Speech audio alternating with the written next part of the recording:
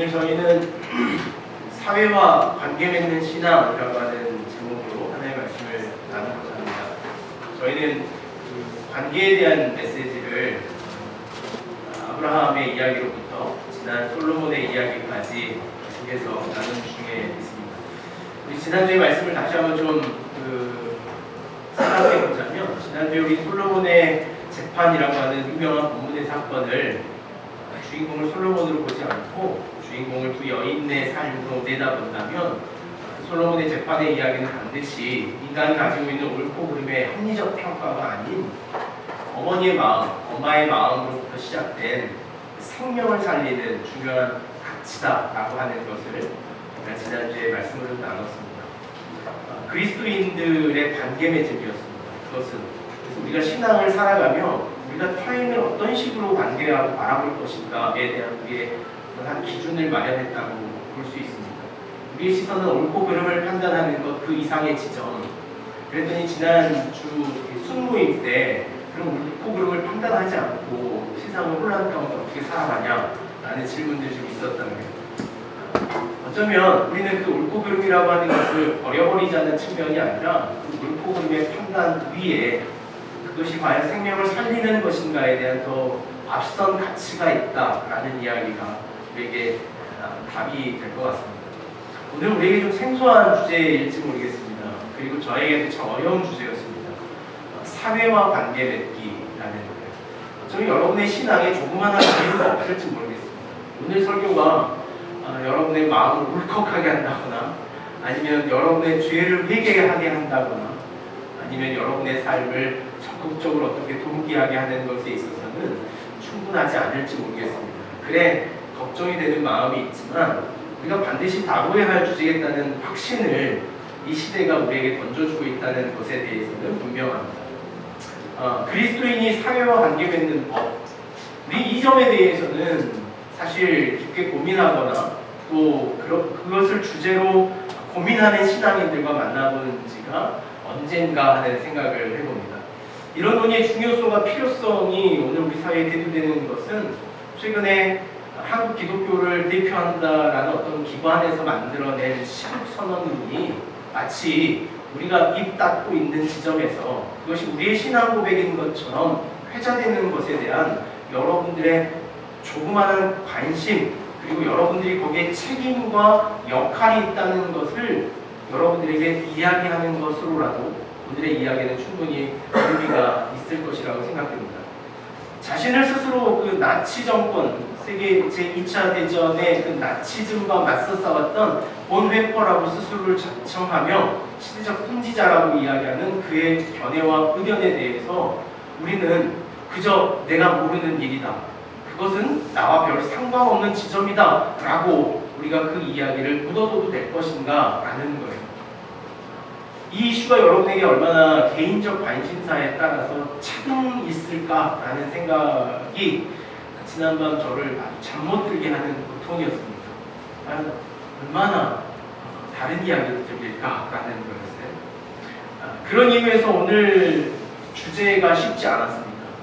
저희가 매번 예배하면서 예배 마지막 결단 찬양을 금요일쯤 우리 전도사님에게 공지하는 게 이제 저희 하나의 의무이기도 합니다. 근데 이번 설교를 이렇게 마무리하고는 좀처럼 그 설교에 있는 찬양이 없는 거예요.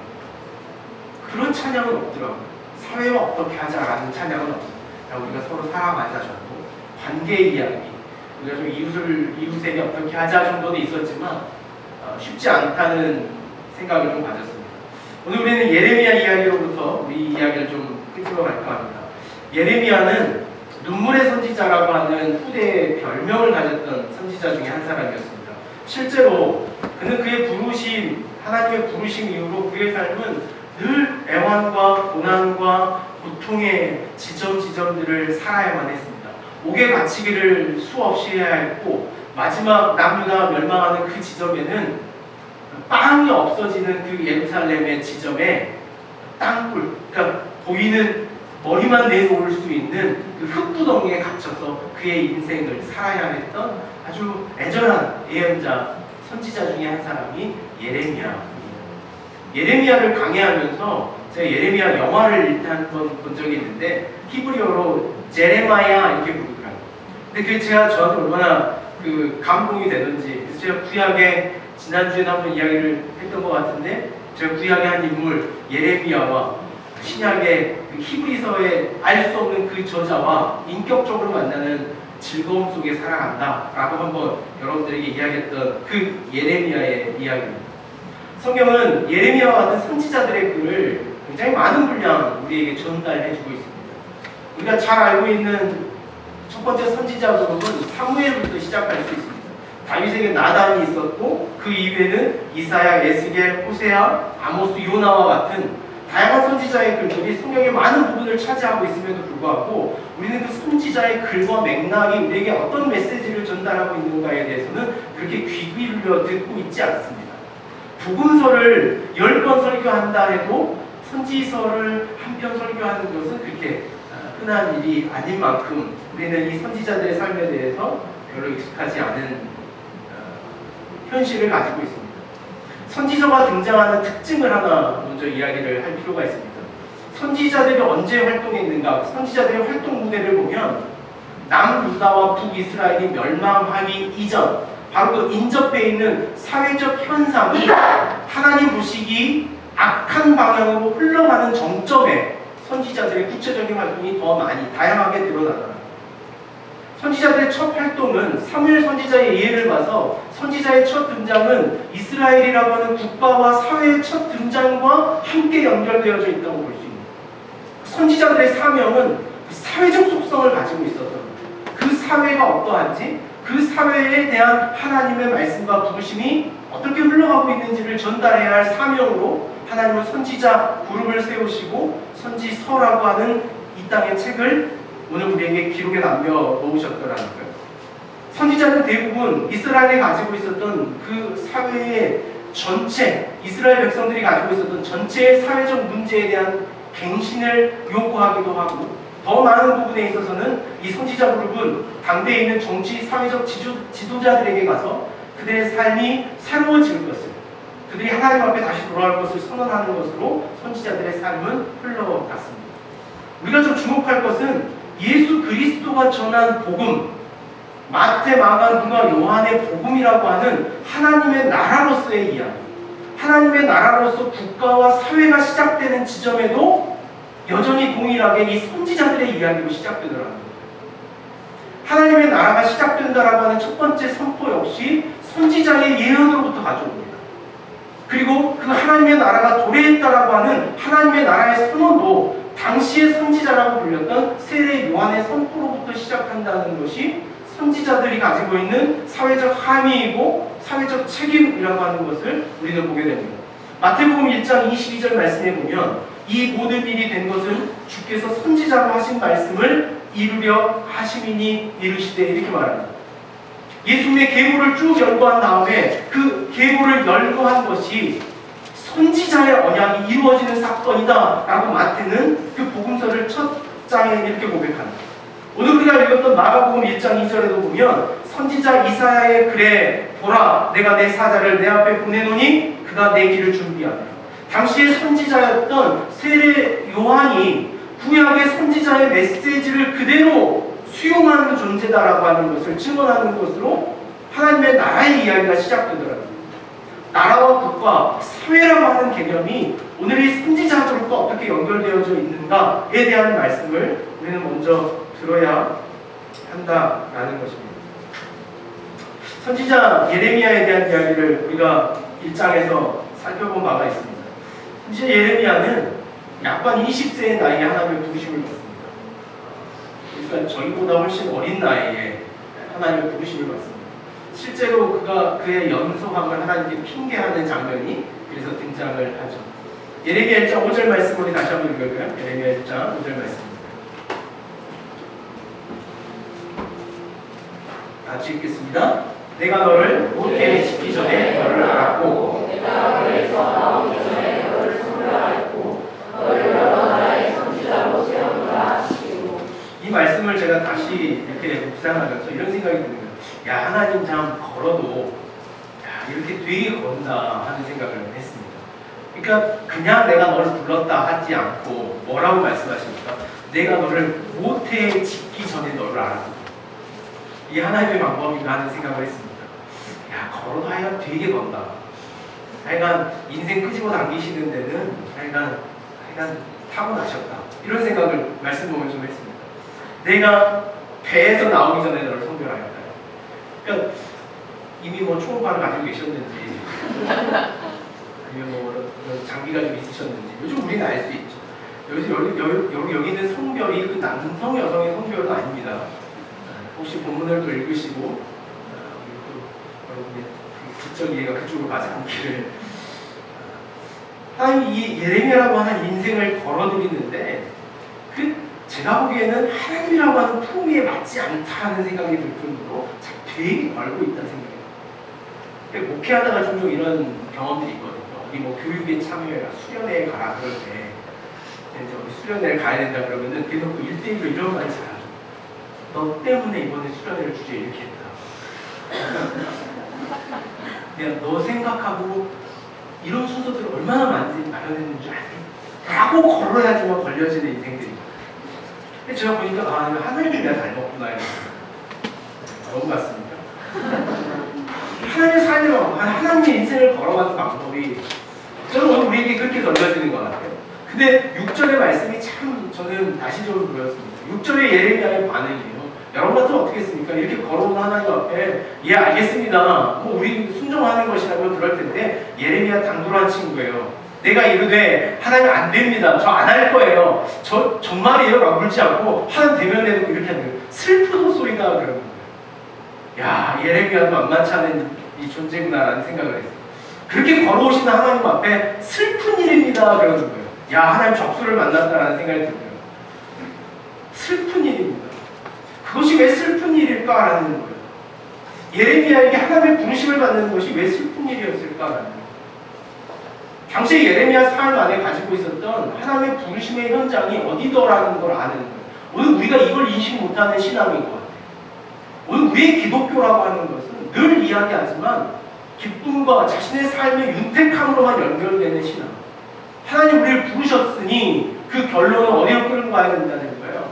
슬픈 일이 없는 지점으로만 향해야 된다라고 하는 우리의 보편적 신앙의 생각을 오늘 예레미야를 통해서 새롭게 하는 거예요. 슬프도소이다. 그것이 왜 슬픈 길인지에 대해서 어쩌면 예레미야는 그것이 자신이 가지고 있었던 이스라엘의 종교에 대한 이해, 하나님에 대한 보편적 이해로부터 발생한 답변이 아니었을까라는 생각을 합니다. 여러분, 하나님이 여러분을 불렀다는 것은 매우 슬픈 일입니다. 아멘 하시겠어요? 여기 여기서 눈물을 막 흘려야 돼. 세상에 이런 왜 걸려가지고 내가 거기에 혹 걸려가지고 내가 나를 처음부터 사랑하셨다는 그 말에 내가 뭐 좋은 거나 죽는 줄 알고 따라왔다가 혹 걸렸다. 슬프도소이다. 예레미야 삶이 그렇게 시작됐습니다. 당시에 선지자로 불려준다는 이 예레미야의 삶에 있어서는 자신이 가지고 있었던 신앙과 사회적 관계를 연결하는 것에 있어서 그것이 슬픈 일이 된다는 것을 알고 있었어요. 자신의 신앙을 뭔가 세상으로 말해야 하고 그 하나님의 말씀을 세상과 만나야 된다는 것은 반드시 슬픈 일이 될 것이다 라고 하는 것을 그는 알았던 거예요. 약 한 20세에 오늘 예레미야에게 보여요.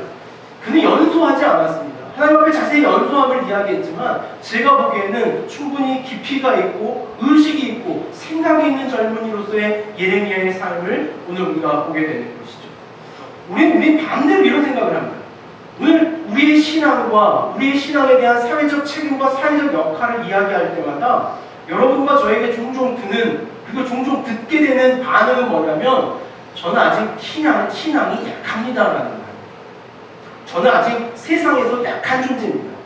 전 세상에 이제 배우는 학생으로서 무슨 힘이 있겠습니까? 라고 하는 반응을 보이는 거예요. 그것이 예레미야와 어떤 결이 다르다는 것을 우리는 좀 이렇게 느껴봅니다. 지난 금요일 날 전에 한번 광고했던 것처럼 세이브 더 칠드런 관계자 두 분이 저희 교회를 이렇게 방문하셨어요. 저희가 지난 한 달 전에 세이브 더 칠드런과 그런 봉사와 섬기는 일들을 좀 같이 하면 좋겠다라는 이야기를 나누었던 차에 마침 이 서부 지역에 총괄을 하던 전주에 있던 지부가 그대로 현존하고 3팀으로 있었던 운영 3팀이 이 광주 송정리 지역에 광주 본부를 새로 개설하게 됐습니다. 그것이 올 7월이에요. 마침 그 올 7월 개소를 담당하시는 팀장님하고 이렇게 찾아오셨어요. 대외협력 팀장님하고 두 분과 찾아와서 우리가 가지고 있었던 생각들, 그리고 그분들이 가지고 있었던 생각들을 충분히 나눴습니다. 그분들도 보니까요, 저희하고 이야기하려고 요만한 서류철을 갖고 왔더라고요. 서류철을 갖고 오면서 저희가 사역자들이 다 앉았는데 그 앞에다 다 이렇게 한 번씩 내려놨어요. 근데 저희의 대화가 1시간 반 정도 됐는데 한 페이지도 안 넘겼어요. 저는 그것에 감사했습니다. 저희들의 대화가 문자적이지 않고 어떤 사무적이지 않은 방향으로 흘러가는 상태에서 충분히 관계 맺는 것으로서의 이야기가 되더라고요. 그분들도 저희의 교회에 대해서 무척이나 감동하셨어요. 아니, 이런 교회가 아직도 있습니까? 그렇다면 저희와 너무 잘 맞습니다. 저희가 인격적으로 관계하고 친구가 됐으면 좋겠습니다 라는 이야기를 저희에게 주고 가셨어요. 저희도 마찬가지입니다. 친구니까 되는 건 되고 안 되는 건 안 된다 그럽시다. 우리 그럽시다 라는 이야기를 하고 한 페이지도 안 보고 나중에 100주년 기념 책갈피 하나 주고 가셨어요. 주십시오. 제가 이렇게 몇 시에 어떻게 섬기겠다는데 왜 저에게 그 섬길 수 있는 현장을 안내해 주지 않습니까? 라고 하는 때로는 폭력적이고 때로는 거친 저항이 그 봉사단체를 운영하는 그들의 마음을 가장 아프게 하더라고요. 그래서 그런 이야기를 했어요. 봉사로서의 모월성은 대체 어디서부터 시작된 거예요? 그분들이 하는 이야기가 그러므로 봉사는 배워서 해야 합니다. 봉사자들의 연소함, 봉사자들의 미흡함이 오늘 그 섬김을 받는 대상들을 얼마나 상처내고 얼마나 인격적으로 모독하는 것인지 반드시 배워야 합니다. 우리가 공유했어요. 그 배움의 현장을 위해서 팀장님 저보다 한 달에 한 번씩 저희 교회 오셔가지고 세미나 하시거든요. 그런데 그분이 정확한 답을 안 하셨어요. 오늘 우리의 사회로 나아가는 우리의 걸음이 얼마나 투박한지 알아요. 세상과 벗하고 세상과 관계하겠다는 오늘 우리의 신앙의 행위가 얼마나 거칠고 얼마나 투쟁적이고 얼마나 외침에 머물러 있는가라고 하는 것을 우리 예레미야 이야기 속에서 발견해둬야 됩니다. 오늘 이러한 현상들이 우리 사회에 왜 만들어지고 있는가에 대한 사회적 접근을 좀 한 대목 하고 갈까 합니다. 서구의 근대화와 서구의 신앙이라고 하는 것은요, 적어도 신앙은 2000년의 역사 의식을 가지고 있고 종교개혁 이후에는 적어도 500년이라고 하는 근대화의 시간을 흘러온 신앙입니다. 서구의 사회도 역시 마찬가지입니다. 서구의 사회라고 하는 것은 산업혁명쯤부터 적어도 500년, 짧게는 300년이라고 하는 서구화 사회의 과정들을 겪어오며 그 사회와 종교가 함께 가는 법들을 배워왔다면 오늘날 우리의 한국교회의 현실은 근 100년이 안 되는 한국교회의 이 근대성과 오늘 우리 사회, 한국 사회가 겪어낸 근 70년의 급박한 근대, 그것을 사회학자들은 압축된 근대화 이렇게 말해요. 너무나 압축해버려서 그 안에 담아내야 할 여러 가지 사건들을 그 압축된 근대화의 발전과 부흥이라고 하는 그 달콤함 속에 모두 감추어버린 근대화. 오늘 우리 한국 사회가 겪고 있는 사회적 갈등, 사회와 신앙의 갈등은 이런 너무나 압축된 근대화의 과정을 겪어온 교회와 종교와 사회의 갈등이다. 이렇게 진단하더라고요. 오늘 우리의 신앙이 그랬던 것 같아요. 한국 교회는 한국 사회의 근대성을 그대로 답습했습니다. 그래서 그 압축된 근대 사회를 살아오면서 신앙 역시 교회 역시 전 세계가 깜짝 놀랄 만한 놀라운 부흥을 경험했어요. 그 놀라운 부흥을 경험하며 사실 우리는 우리의 신앙이 오늘 이 사회에 대해서 어떻게 반응해야 하고 무엇을 이야기해야 될 것인가에 대한 담론은 다 감춰버린 채 그저 부흥과 성장이라고 하는 모토 아래 오늘 우리의 삶과 걸음이 걸어왔다는 것이 우리가 가지고 있는 문제점입니다. 오늘 그러한 문제점들이 겉으로 드러나는 것이 사회에 대하여 갖는 종교계의 혐오와 모순과 압박과 탄압과 저항의 형태로 우리 교회의 모습, 우리 신앙의 모습이 우리 사회 안에 나타나고 있다라는 거예요. 오늘 이 혐오와 차별에 동참하는 기독교 단체들이 얼마나 많습니까? 오늘 그런 논의 속에 있는 것이 아니라 다만 그것에 대하여 과격한 발언들을 쏟아내고 있는 오늘 우리 기독교의 신앙이라고 하는 것이 오늘 여러분의 신앙과 얼마나 유사한지 아니면 어떤 차이점을 가지고 있는지라는 문제를 가져봅니다. 최근에 하나 새로운 현상이 일어났는데 태극기 부대 안에 신앙의 공동체가 들어가면서 태극기와 성조기를 들었던 집회 현장에 태극기와 성조기와 이스라엘 국기가 들려지기 시작했습니다.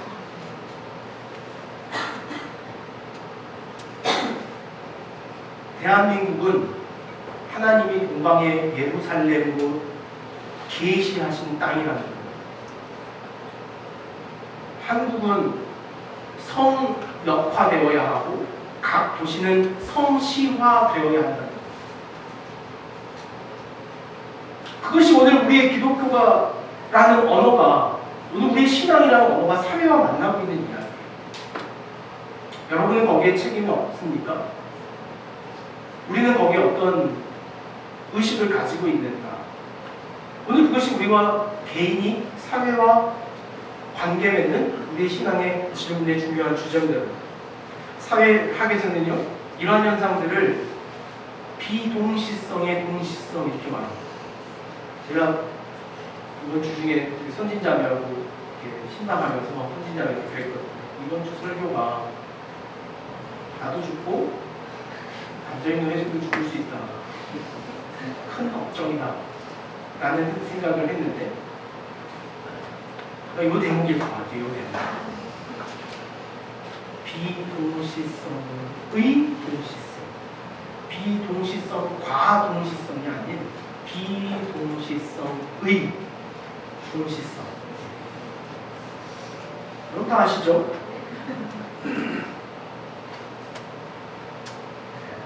저도 익히 알고 있었던 사실은 아니니 그만 하고 여러분이 간단히 좀 설명해 드렸습니다. 간단히 생각하면 그런 겁니다. 동시대를 살고 있지만 동시간과 공간에 존재하지만 그 동시대의 존재함이 부단히 외형적인 형태만 존재하는 것, 그것이 비동시성의 동시성이라는 개념입니다. 오늘 우리 안에서 이야기해 볼 거예요. 우리가 여기는 지금 같은 시간과 공간에 있습니다. 동의하시죠? 그러나 여기에 껍질만 있는 사람이 있다는 거예요. 그것도 동의하십니까? 네? 너무 적나라했습니까? 사회가 그렇다는 거예요. 사회가. 오늘날 우리 사회가 그 급격한 압축된 근대를 경험하면서 이 비동시성의 동시성이라고 하는 극단적인 경험들을 하고 있더라는 거예요. 오늘 우리가 동일한 시대를 살아가지만 그들의 의식 속에는 어느덧 6.25 전쟁 이후에 공산화된 그 빨갱이라고 하는 단어에 극도로 자신의 삶의 갈등과 삶의 원한을 가지고 있는 사람들의 시대와 오늘 그것과 전혀 경험 없는, 전혀 그것과 상관없는 시대적 삶이 동시대를 같이 살아가고 있더라고요. 그들의 시대적 갈등, 그 사회적 갈등, 오늘 우리의 신앙이 가지고 있는 시대성도 동일한 거예요. 오늘 우리의 신앙의 언어가, 오늘 우리가 신앙으로 경험하고 있는 것들이 오늘 우리가 살아가는 동시대의 언어로 이해되지 않는 우리의 신앙의 언어들이 있더라고요. 오늘 우리만 좋은 거죠. 교회 안만 문제가 없는 거예요. 오늘 우리 교회 안에 그 세상으로부터의 더러운 것들이 들어오지 않는다면 우리는 충분히 행복한 삶을 살아갈 수 있다라고 하는 그 사회적 의식, 그것이 비동시성의 동시성이라고 하는 개념으로 오늘 우리 사회 안에 우리의 의식 속에 다시 한번 질문되어져야 되는 주제더라고요. 한국 교회는 현 시대와 동시대를 살고 있는가에 대한 의문이 제 안에 있습니다. 우리 같은 시대를 살고 있나? 우리는 벌써 이미 하나님의 나라, 미래의 세대를 살고 있는 신앙은 아닌가? 우리 신앙이 종종 그런 어긋난 자리로 갈 때가 있습니다.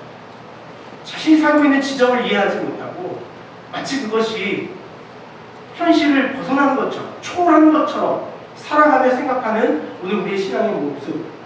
여기에서 등장하는 가장 큰 문제는요, 언어의 문제입니다. 언어의 문제. 오늘 우리의 신앙의 언어와 세상의 언어가 너무나 멀어져 있더라고요. 우리가 정말 최초의 언어를 함께 사용할 수 있는 집단인지, 대화가 가능한 언어 공동체인지에 대한 이해가 있더라고요. 여러분 보십시오. 교회에서 사용하는 언어와 여러분 세상에 나가서 사용하는 언어와 얼마나 괴리감이 있습니까? 별로 없습니까? 저희 아들이 집에서 얼마 전에 어떤 다루지 말았어야 할 욕지거리를 해가지고 한번 저희 집에서 쫓겨나려고. 그래서 제가 이런 말을 했습니다. 넌 어디 가서 임마, 너 좀 그렇게 욕하고 다닐 거면 그 아버지가 목사로 가지 마. 그 말해놓고도 참 모순이 많다라고 생각을 했지만,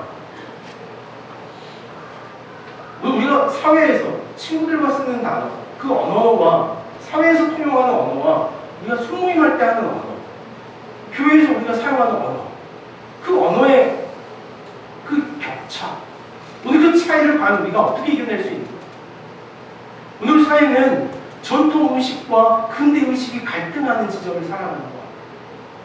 오늘 우리 사회가 근대화되면서 충분히 자라지 못하는 정신 문화와 이미 너무 빨리 가버린 물질 문화 가운데 있는 이 구조와 오늘 이런 것들이 우리 삶에, 우리 개인의 신앙에도 얼마나 있는가라는 거예요. 우리 개인의 신앙과 삶의 지점에는 말이죠. 우리의 언어가 의사소통의 도구로서 기능이 분명히 있지만 우리의 언어는 그의 정체성을 드러내는 도구이기도 합니다. 그의 언어가 어떻게 사용되는가요? 제가 이 말씀을 생각하다가 언젠가 한번 제 마음에 있었던 생각인데 주관적일 수 있지만 여러분에게 단편적인 예를 하나 들려볼까 합니다. 우리 PPT 한번 띄워주시죠. 차 운전하다 가다 보면 차 뒤에 초보 운전 외에 여러 가지 문구들이 시대에 나옵니다. 빵빵대면 지구 끝까지 쫓아가서 죽여버리고, 알아서 피해라, 운전은 초보 마음은 터보 건들면 개, 차 안에 소중한 내 새끼 있다, 짐승이 타고 있어요, 빵빵거리면 브레이크 꽉 밟아버립니다, 세컨 카라 부셔줘도 상관없어요. 제가 운전하고 가다가 이런 차들 보면 운전하시는 분들 마음 저와 같습니까? 같아요? 같냐고 물었습니다. 저와 그런 거예요. 저는 이것이 우리 사회가 가지고 있는 그 언어적 가치의 저급함 아닌가라는 생각입니다. 우리의 언어가 이렇게, 아니 웃자는 말인 줄 압니다. 거기에 목숨을 걸고 덤벼들자는 건 아니지만 혹 오늘 우리의 신앙이란, 오늘 우리가 쓰는 신앙의 언어라고 하는 것은 마치 이런 것들처럼 세상의 결과 너무 다른 언어들을 사용하고 있는 것이 오늘 우리의 신앙의 언어는 아닌가라는 생각을 가져봅니다. 과거 한국교회가 최초의 하나님의 언어를 가지고 희생과 헌신의 지점으로서 그 선지자적 사명을 감당했던 한국의 교회사가 있습니다. 사회의 가장 낮은 곳으로부터 시작했고 가장 연약한 자들의 삶으로부터 찾아갔던 그 선지자로서의 언어가 있었어요. 그 당시 한국교회의 언어는 힘이 있었습니다. 그 당시 한국교회의 언어는 시국선언이 아닌 한국 사회를 변화시킬 만한 언어적 힘이 있었어요.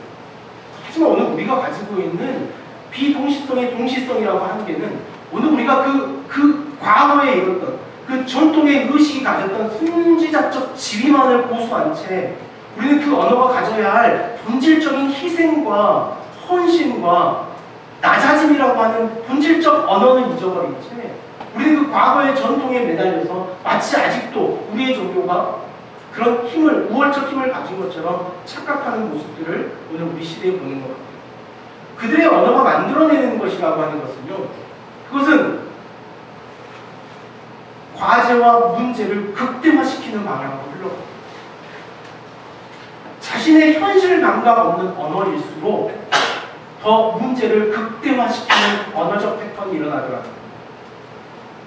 한국기독교 총연합회 시국선언문, 존경하는 5천만 국민 여러분, 우리 한국교회는 135년 전에 이 땅에 들어와 민족의 개화, 독립운동, 건국, 6.25, 새마을운동, 민주화의 중심에 서 있었고 오늘날 세계 10위권의 대국이 되기까지 모든 희생에 앞장서 왔습니다.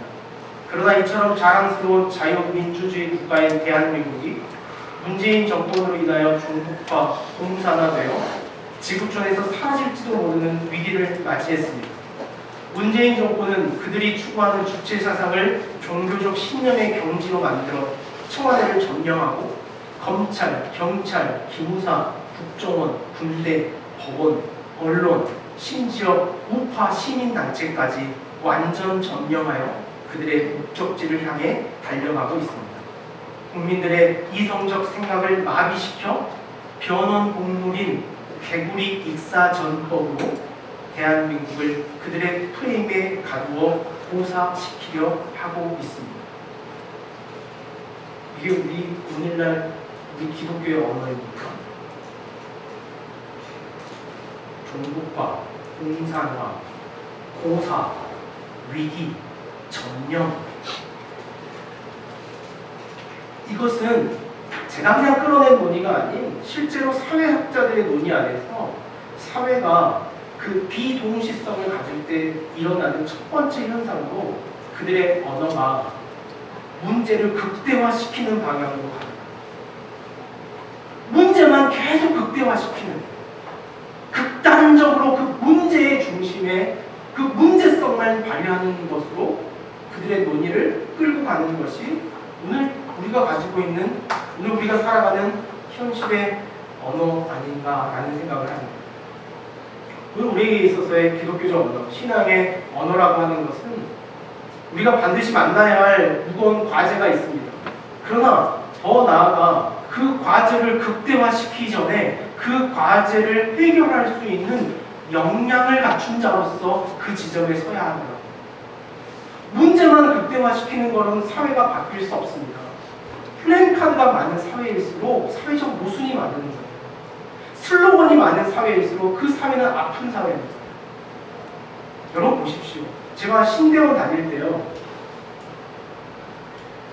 저희 원우회에서 인사합시다, 서로 칭찬합시다, 이걸 스티커로 만들어가지고 온 교실 문에 다 붙이자는 이야기를 합니다.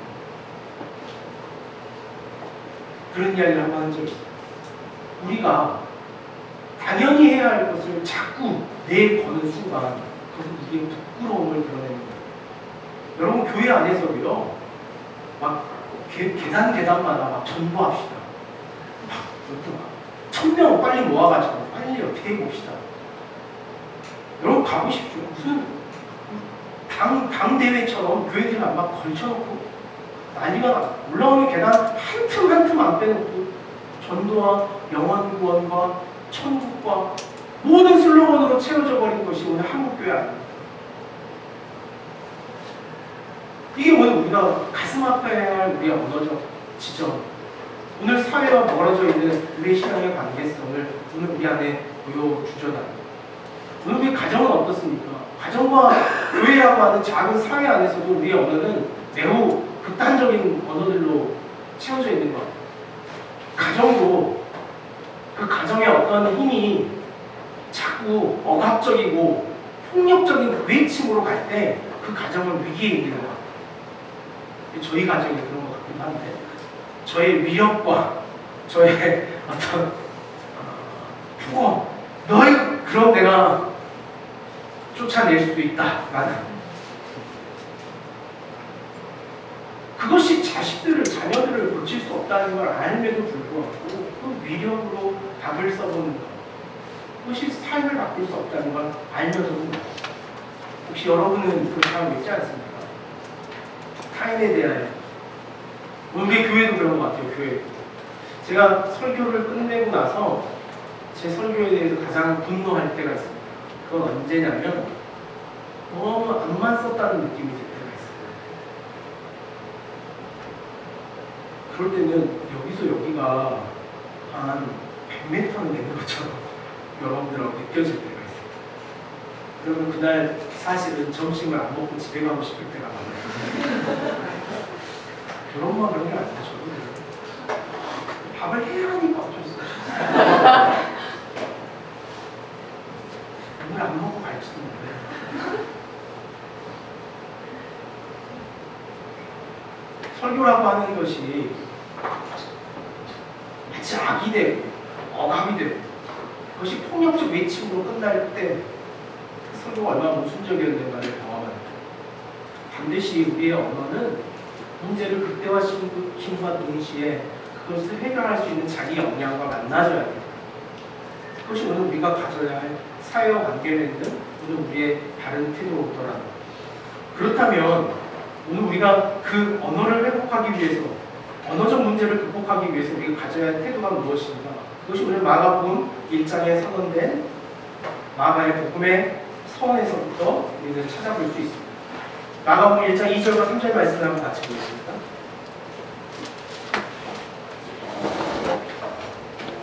마가복음 1장 2절과 3절입니다. 같이 읽겠습니다. 선생님께 보라 내가 내 사자를 내 앞에 보내노니 그가 내 길을 준비하리라.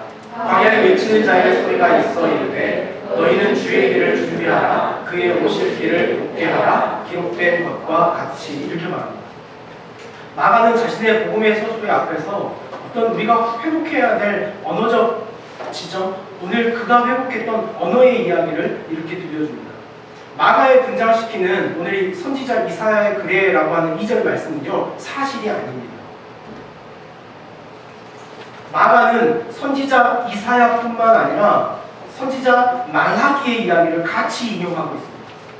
그럼에도 불구하고 마가는 선지자 말라기와 이사야의 글이다라고 쓰지 않고 그는 다만 이사야의 글이다라고 썼어요.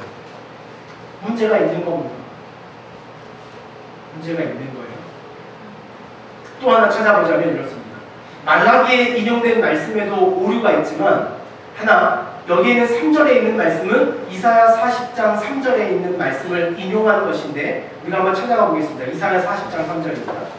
손가락을 하나 마가복음에 걸쳐 놓으시고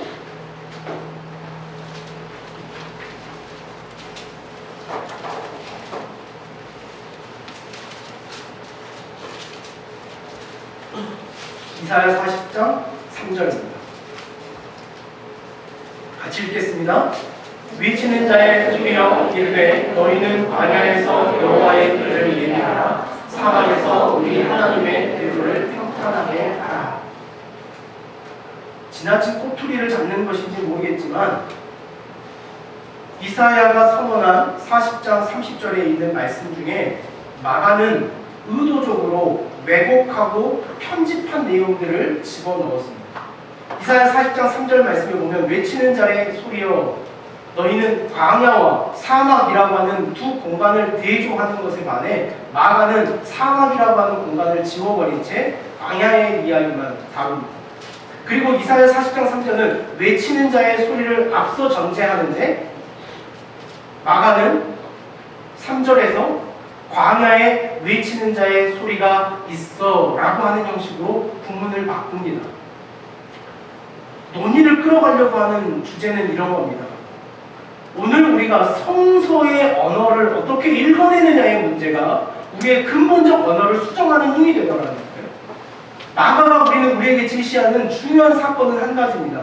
마가는 오늘 우리 시대의 근본주의적으로 성서 모설, 즉 성서는 철자법 하나, 맞춤법 하나, 다 하나, 까 하나 변질될 수 없다, 바꿀 수 없다.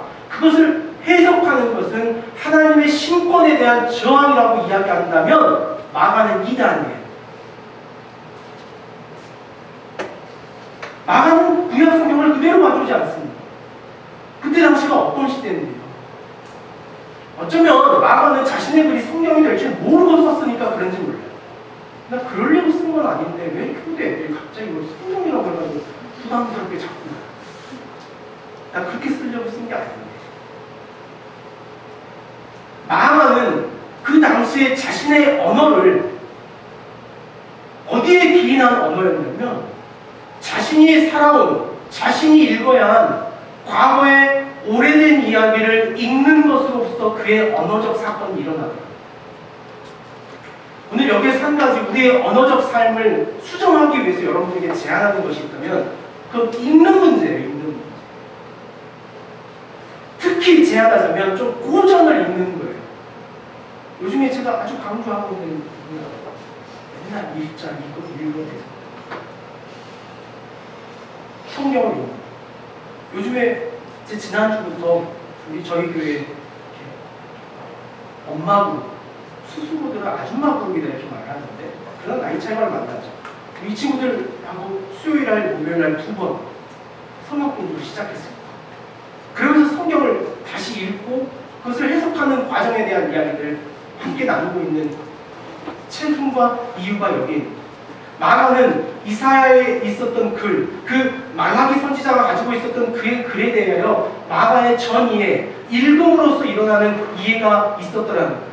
마가는 광야에서 외치는 자의 소리라고 하는 것으로 수정해서 그 전에 자신이 읽었던 그 말라기의 예언이, 그 이사야의 예언이 비로소 현 시대에 어떻게 재해석되어야 할 것인가에 대한 이해를 가져갈 수 있었던 거예요.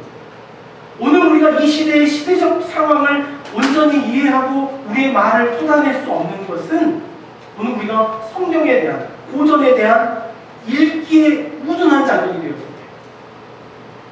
오늘 그것을 읽기를 포기한다면 반드시 우리의 언어와 단어는 우리가 늘 사용했던 몇 마디 안에서 조합되고 말 거예요.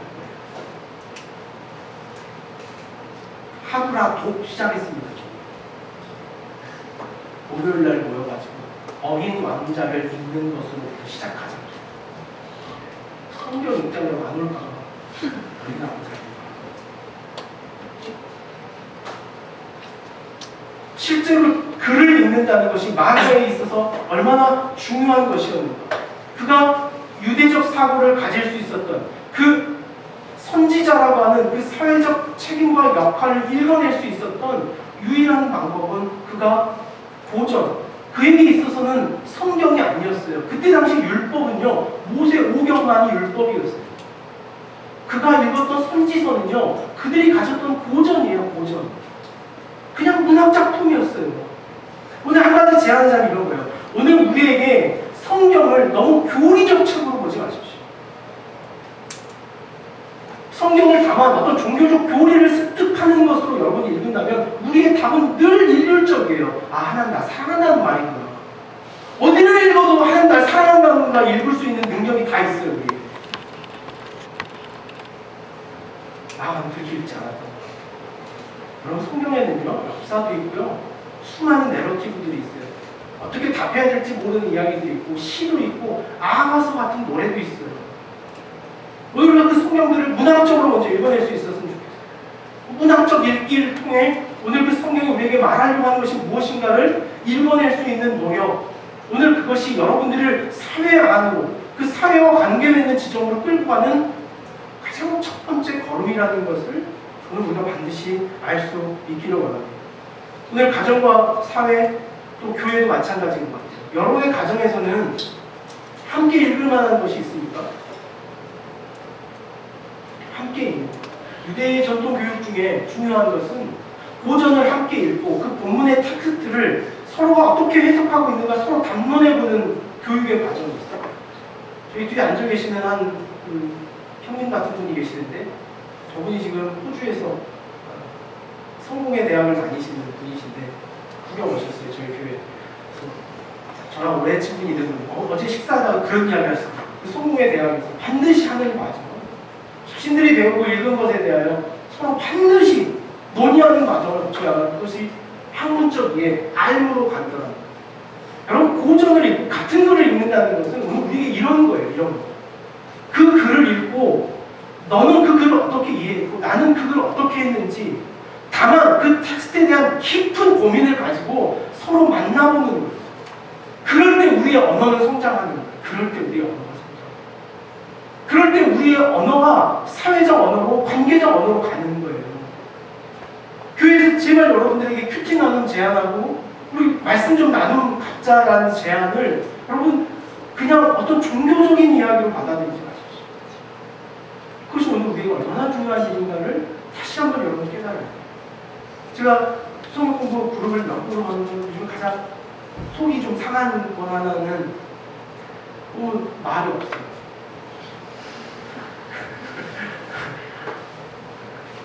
네 개 그룹을 해야 하는데 2시간 모이면 제가 1시간 50분은 하는 것 같고 10분은 오는 것 같아요.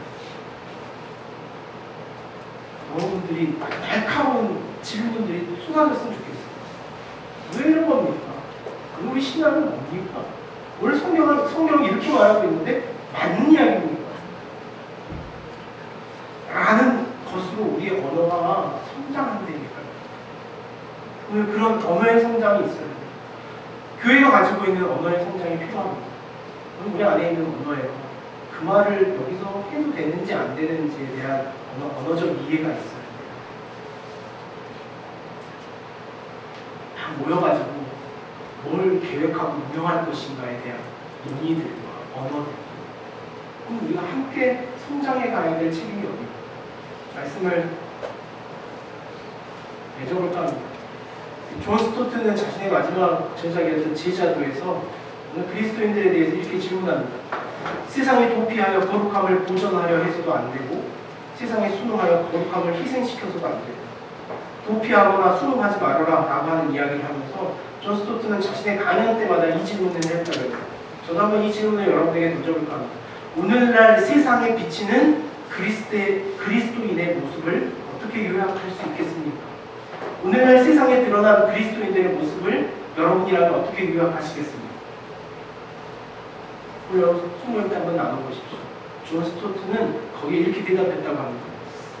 오늘 매번 세상에 비춰지는 그리스도인들의 모습은 깊이 없는 성찰로 그리스도인들의 삶을 내다봤더라는 거예요. 깊어지는 언어는 어렵습니까? 내 생각해보니까 그런 것 같아요. 한편으로는 깊어진다는 것은 더럽혀질 수도 있는 것 같아요. 더러운 곳으로 가는 게 깊이 아닌가라는 생각을 하거든요. 가벼운 언어가 아니죠. 깊은 곳으로의 언어는, 뿌리로 가는 언어는 어차피 좀 더러운 걸 좀 캐치고 가야 되는 거 아닙니까? 그럼 우리 언어를 어디서 배워야 되는가? 그것은 여러분이 더럽다고 생각하는 지점에서 배워야 하는 것 같아요. 우리의 사랑의 언어 있잖아요. 기독교가 말하는 사랑의 언어는 가장 더러운 곳에서 배워져요. 우리끼리 사랑한다는 거 말고 말이에요. 우리끼리 사랑한다는 거 말고 우리가 사랑한다는 신앙의 언어, 기독교의 언어는 우리가 숨길 수 없다고, 더럽다고 생각하는 그 지점에서 우리의 언어가 만들어져요. 희생이라고 하는 언어도 마찬가지예요. 우리가 생각했을 때 저 더러운 것을 어떻게 희생해? 저걸 위해서 어떻게 내가 희생하지? 라고 생각하는 그 더러운 지점, 그 깊은 지점에서 우리의 희생이라고 하는 단어가 만들어져요. 이게 오늘 우리 그리스도인들이 살아가야 될 세상과 사회와 우리의 관계예요. 우리 언어를 어디서 만들어가야 하고 어디서 다시 회복해야 할 것에 대한 이야기를 반드시 기억해야 할 것입니다. 한간에 보네포 목사님이 다시 한국교회에 회자되는 일이 있어서 이 찬양 좀 말씀 끝나고 같이 나누자 그랬습니다. 성난 능력으로 나는 이 찬양은 보네포 목사님의 기도입니다. 그의 기도를 후대들이 눈물 묻혀서